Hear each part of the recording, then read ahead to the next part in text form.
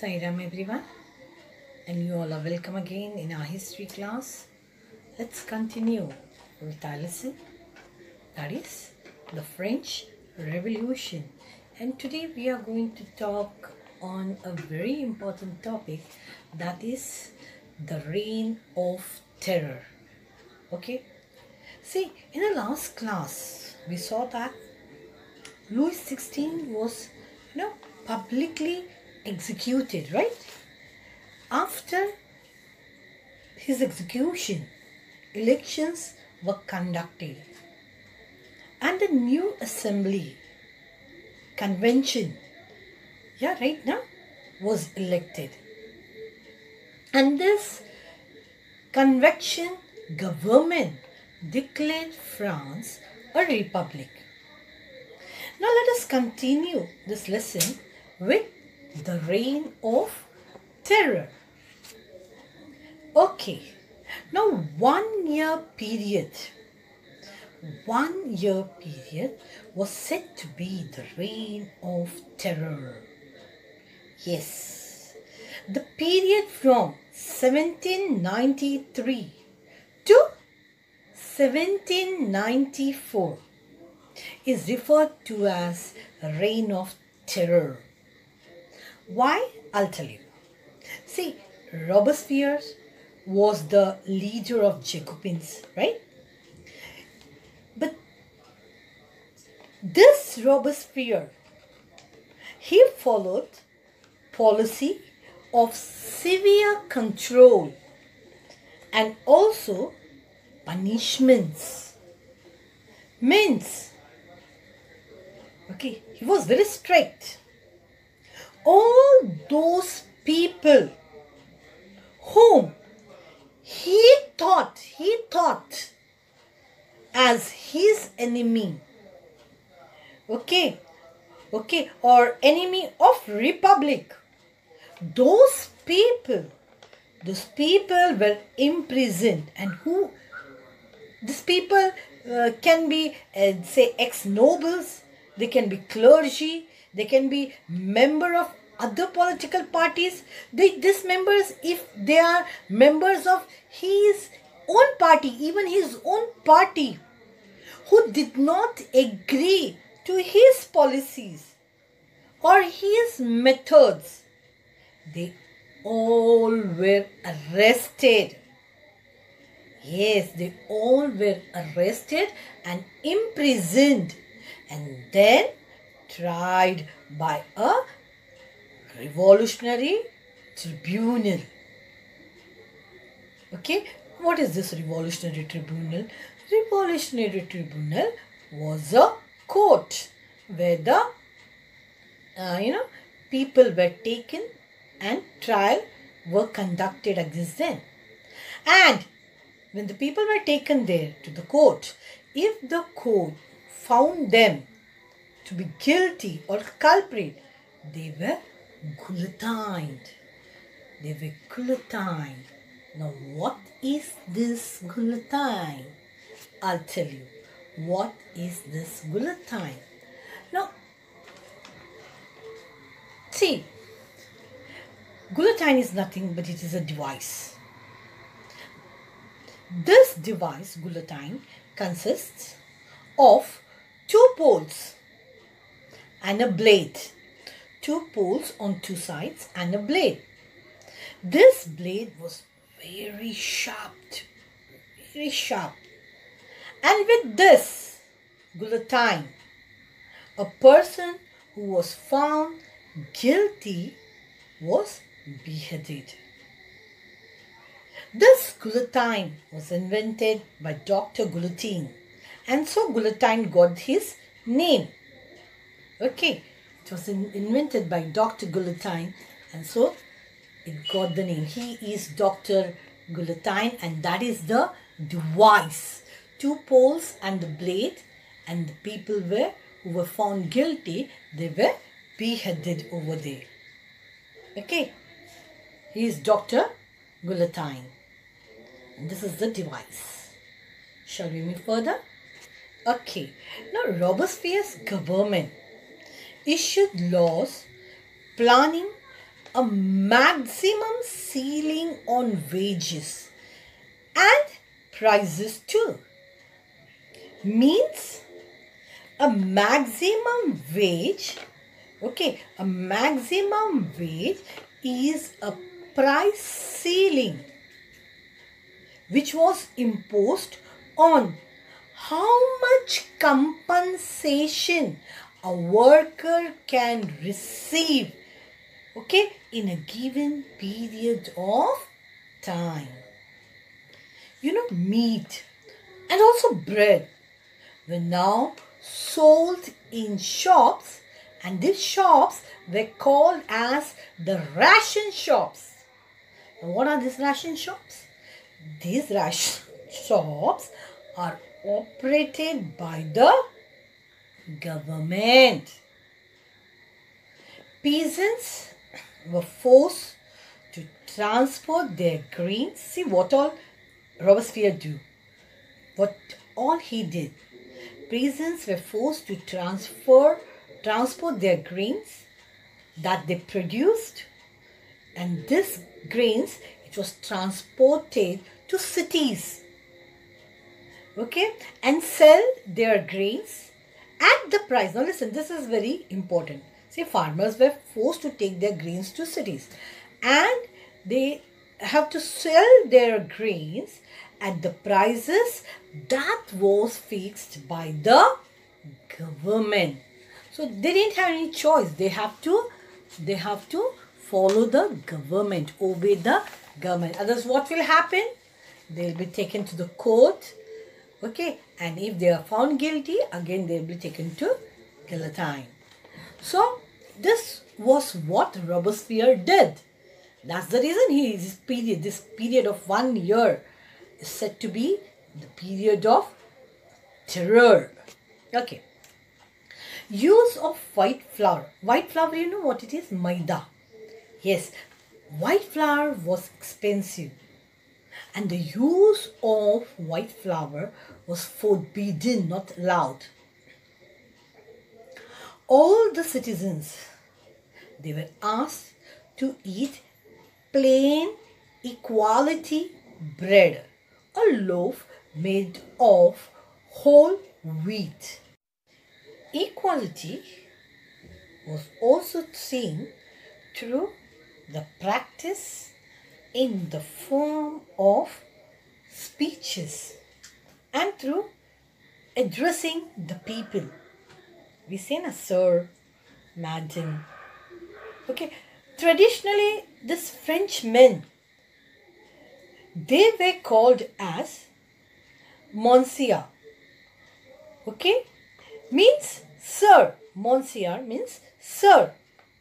And women, they were called as Madame. Madame means madam. Now, under Robespierre, everything changed. Under his government, they were called as Citoyen and also Citoyenne, which means citizens. Okay, Citoyen and Citoyenne, that means citizens. Churches were shut down, and these buildings were converted into barracks and offices. Okay. Robespierre, he followed his policies so relentlessly that even his own supporters, even his own people, the people who supported him, began to demand moderation. Yes. They began to say that don't be, too extreme. Don't be too extreme. Okay, to him, they want him to be little moderate. But finally, what happened was the court of law convicted him, and they declared him guilty. And in July 1794. Yeah, Robespierre was guillotined. He was arrested and sent to guillotine. He was, next day, first he was arrested, and on the next day he too was sent to the guillotine. And thus the reign of terror came to an end. End of Robespierre's government. End of the reign of terror, which was for the period of 1 year, right? Now let's move further. We will be talking about, directory rules France. Now, we don't have monarchs. We don't have Robespierre's government. And now, we are going to move further. After the fall of the Jacobin, after the fall of the Jacobin, the rich, wealthier middle class, they seized power. They came into power. Middle class people, but rich people. A new constitution was introduced. A new constitution was drafted by them. This constitution did not allow the non-propertied section, the people who did not have any property, this section people of the society, the right to cast their vote. It governed France from 1795. Now, this people, this government, they elected two legislative councils. Two legislative councils were elected.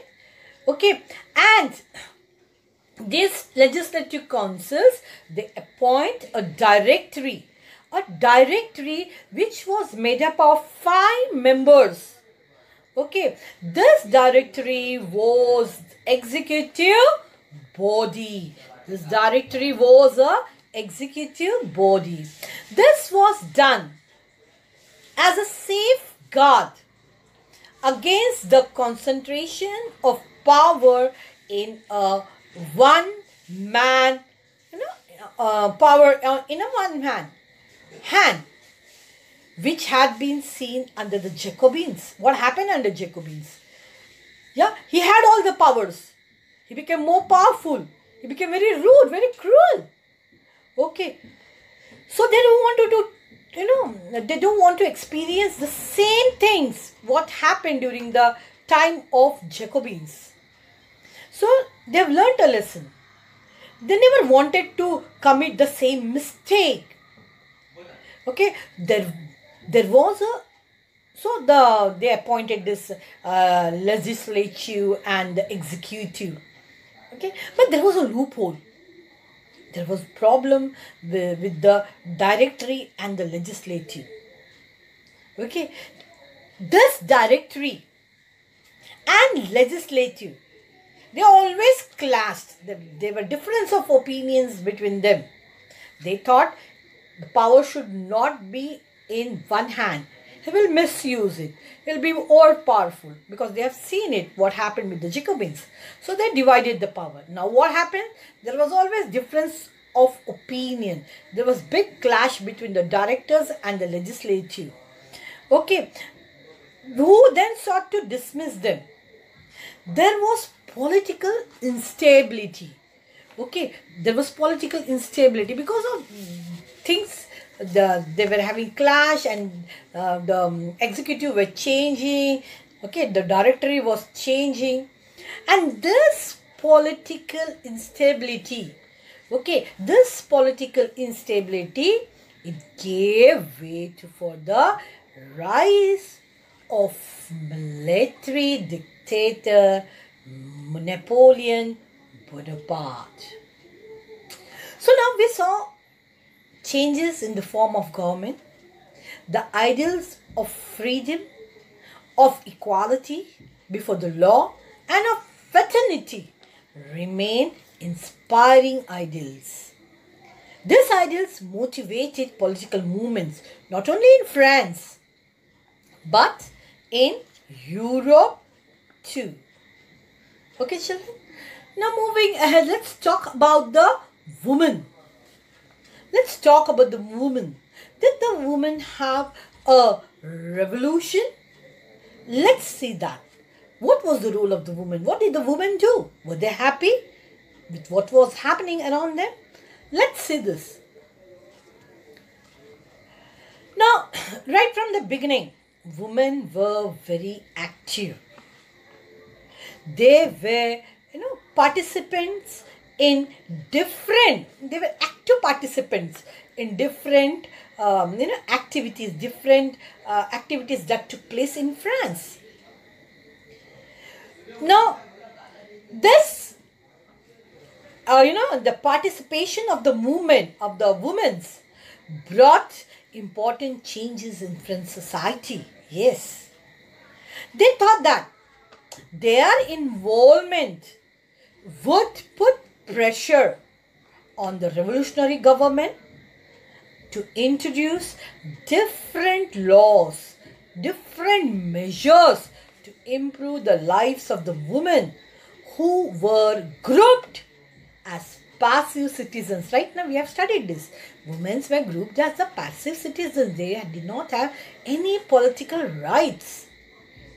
The women of the third estate had to work for their living because men were busy fighting. Yeah, right? So women have to take up all the responsibility of the family. Yeah. She worked as seamstresses. She used to stitch clothes of the rich nobles. Okay, look at this. Not only this, she was working as a laundry woman. She was washing their clothes in the rich houses of the nobles or other rich, wealthier people. This woman, they sold flowers, they sold fruits, they also sold vegetables in the market. Okay, so they did everything to earn their living, to take care of their family. Okay, they sold vegetables, they sold fruits in the market. They also worked as domestic servants in the houses of the prosperous people, rich people, the nobles. Most women, they did not have access to education. They couldn't educate themselves or even job trainings. No education, no job trainings. Look at this. Okay, here they are doing the work of ironing the clothes in the rich houses. See, look at this. All sorts of work they did for their earnings. Okay, now only the daughters of the nobles or the rich members of the third estate, could educate. They could study at a convent. They were allowed to study in a convent school. And what used to happen with them? They were not allowed any political rights. But after they finish their studies, after they complete their studies, their families arranged a marriage for them. They got their daughters married. Women had to go out. Middle class women, they had to go out to earn and also had to take care of their families. That is, they have to cook, they have to fetch water, they have to stand in the queue, big queue, long queue for bread, look after their children. All these works they did. They took care of their families, they went out, they earned their livings. But children, I'll tell you, their wages, whatever they earn, were lower. The wages that they earn were lower than that of a man. They were paid less. Why? Just because they were women. They were earned less than the men. Now, women, a lot of injustice was done to them. Okay, doing so much, they were so active, they were not given any political rights. So what did this woman do? The women started their own political clubs. And also their own newspaper.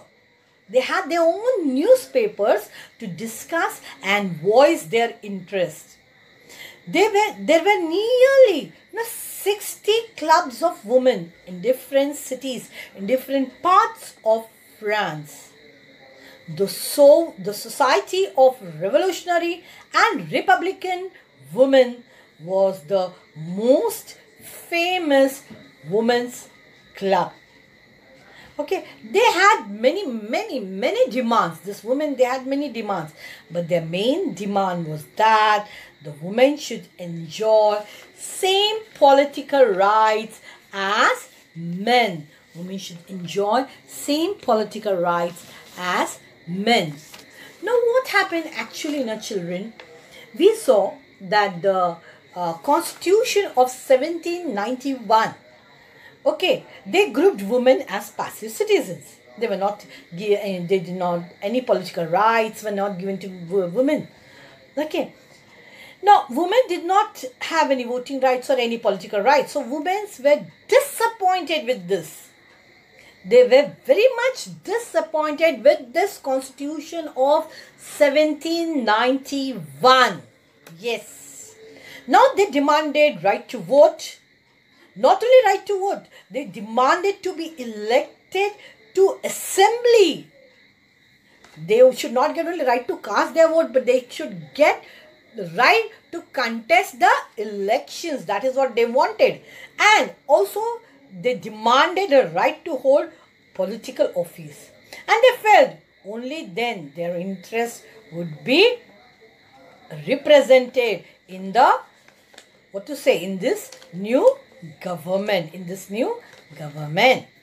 Now, in the early years, laws were introduced for women, right? The revolutionary government introduced law. These laws helped women improve their lives. Yes. State schools were created, and with it, schooling for all girls was made compulsory. Schooling was compulsory for the girls, all the girls, rich class, nobles, girls, you can say girls from the third estate, from the middle class, from the lower class. Everyone had right, was made to go to school. Their father could no longer force them to get married against their wish. If they wanted to get married, they could. If they don't want to get married, no one can force them, even their father. Now, marriage was made into a contract, entered into freely and registered under civil laws. Okay. Divorce was made legal. Now, both men and also women can apply for divorce. Women could now train for jobs. Women can be artists, and also this woman, they can run small businesses. Okay, they can do anything what they wanted. Yes. Now, women's struggle continued. Women's struggle for equal political rights continued. During the reign of terror, the Robespierre's government issued a law. This law was to close all women's clubs. Not only close the women's club, and they wanted that they should ban all political activities of the women. All political activities of women were banned. Many prominent women, what did they do with women who don't follow them, who didn't listen to them? This government, Robespierre's government, many prominent women, they were arrested by the government, and even many of them were even executed, killed by this government. Not only in France, but in many countries of the world, women's movement for voting rights and equal wages continued in the next 200 years. 200 years, yes, absolutely. During the late 19th century and 20th century, the fight for the vote was carried out through an internal suffrage movement. Children, in the year 1946, the French women, women of France, they got the right to cast their votes. They got the right to cast their votes. Look at this. These are some of the clubs which I wanted to show you. Women's club and how they active they were. Look at this. Yes. So children, I'll stop over here. We will continue with this lesson in the next class. See you then. Take care and bye.